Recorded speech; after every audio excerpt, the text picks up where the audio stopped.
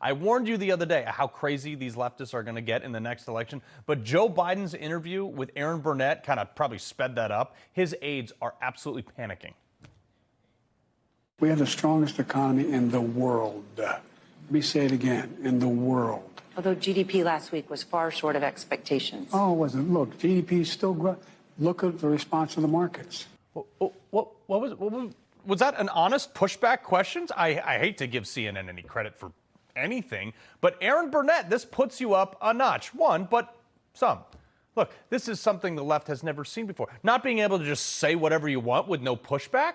And when she did push back, Biden followed up with the same lie and then almost immediately deflected to something that is up, the stock market, which is really weird because Biden, when he was running against Trump's stock market, the very strong stock market actually, all the liberal establishments, like the talking points, were just divvied out. Vox and a bunch of others, they rushed in to separate Trump from the stock market success. Oh, so they're not tied to the economy. Even the president of the New York Stock Exchange said this too. But here's Biden grasping at literally anything. We went into Afghanistan it made sense to go get bin Laden. Made no sense to try to unify Afghanistan. Another lie. Biden said it made sense to go get bin Laden. Really? Mr. President, my suggestion is don't go. We have to do two more things to see if he's there. Yeah, just ignore the fact that he's just completely lying through his teeth. This interview was totally full of all these kind of lies. There's real pain. I mean, grocery prices are up 30%, more than 30%. Since the beginning of the pandemic, and people are spending more on food and groceries than they have at any time really in the past 30 years. I mean, that's a real day-to-day pain that people feel. It really is, and it's real. But the fact is that if you take a look at what the people have, they have the money to spend. No, we don't have the money to spend. Real wages are down in this economy because his inflation over his presidency is like 20-something%. This is what I'm talking about. Did these people honestly think that we're stupid? Well, I mean, we're not, but they think we are.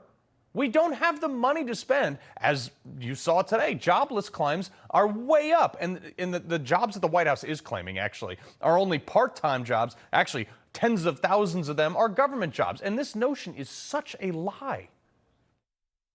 Why should people here believe that you will succeed at creating jobs where Trump failed? He's never succeeded in creating jobs, and I've never failed. I've created over 15 million jobs since I've been president. 15 million. That's the CNN I know. She's just sitting there nodding. They let him get away with that one. Those jobs were ones coming back after the government so generously allowed the private sector to reopen after COVID. Nothing this administration does is good for anything. It might not all be crashing at the same time, but it's crashing. And the most recent example, which wasn't included in that interview, is the hospital system in America. As the dominoes are falling one by one, it's like this creeping gradualism. A lot of people don't even realize it's affecting them until it slaps them in the face and it's too late. Look, I'm not fear-mongering here, but if you go to a hospital in any major city across America, especially ones in blue cities, guess what you're not going to get?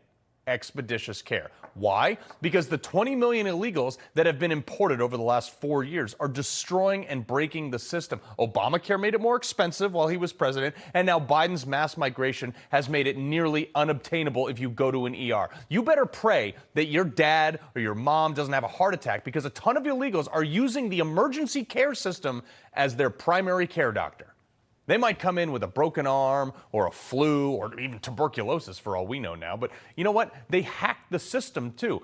I have seen this with my own two eyes. They will walk in and complain they're having chest pains or trouble breathing, which is a telltale sign. It pushes them right to the front of the line. They see the doctor immediately ahead of anybody else. Meanwhile, the small child of the American taxpayer who's screaming in pain from a broken ankle sits there and waits for 5 hours. And you get billed for it.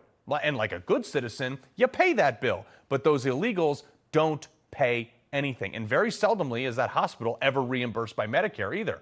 In fact, Stewart Healthcare chain is now going out of business. They're going to sell all 31 of their hospitals, 9 of them in the sanctuary state of Massachusetts, to help pay down their $9 billion in debt.